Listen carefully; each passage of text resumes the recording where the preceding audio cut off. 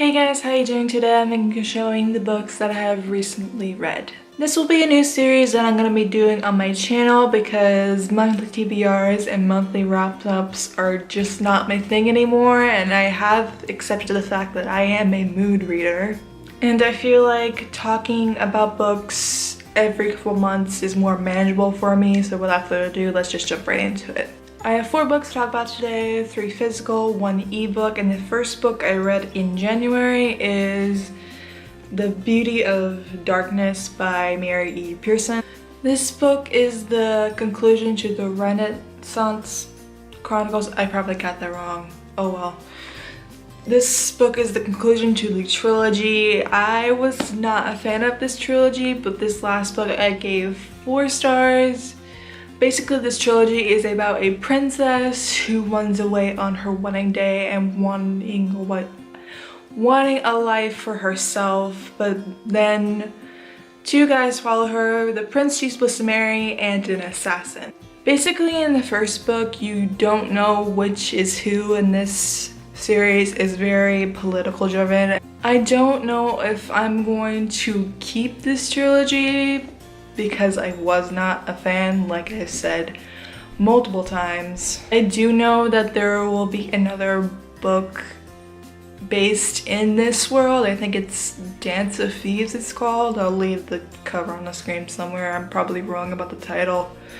Maybe I'll give that book a chance, maybe not, but I don't know. We'll see. Next book I read in the month of January is The Immortal Rules by Julie Kakagawa. Immortal Rules is a paranormal dystopian where vampires basically rule everything. And I'm gonna be completely honest with you guys, I barely remember anything that happens in this book.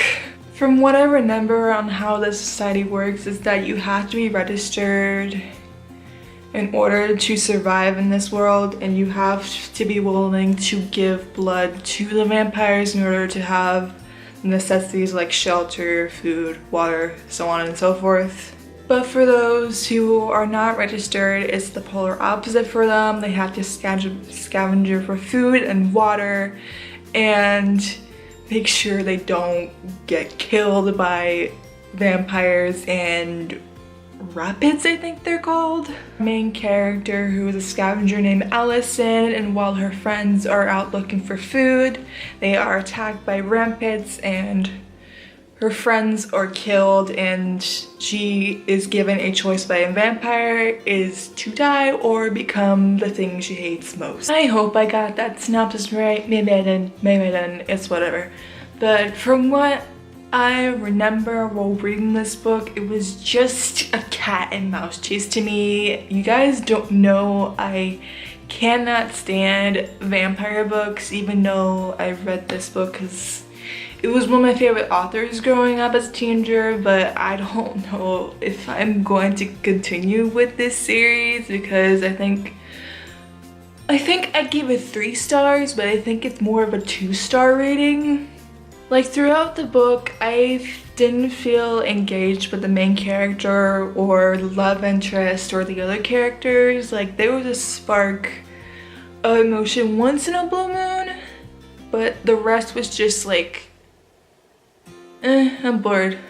I don't know, maybe I will continue with this trilogy, maybe I won't, but we'll see how it goes. The next book I want to talk about is Queens of Geek by Jen Weil. This is a romance, YA contemporary novel that follows 3 friends who travel from all the way from Australia to California to attend a convention called SuperCon. I don't want to say much about this book because I do want to do a spoiler-free review on this. All I can say is that I was not a fan. Not a fan at all.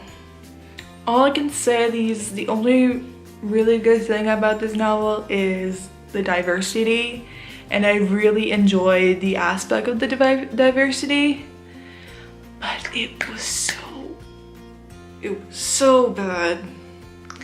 You guys will get my more in-depth when I post my review, so stay tuned for that.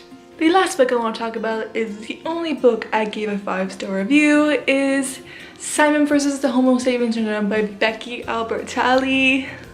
I loved this book so much. I loved the characters, I loved the romance, I loved nearly everything about it, and it was very well done, very well researched. I really don't need to explain what this book is about since the movie came out, I think 10 days ago at most. I don't know when I'm going to see the movie. I kind of want to wait till the hype dies down, and since I don't like crowds, I'm gonna wait. So, but I do want to do a spoiler-filled book talk on this because I can't make a spoiler-free review because I want to talk about all of the good stuff. I am so excited to read Becky's other works, especially Leah on the Offbeat. I do want to read her books in publication order and read Adam Silvera's books because I know they're doing a project together. Hopefully I will like Adam's work as well so I can enjoy their co-author writing book thing. Yeah, I don't know what I'm saying.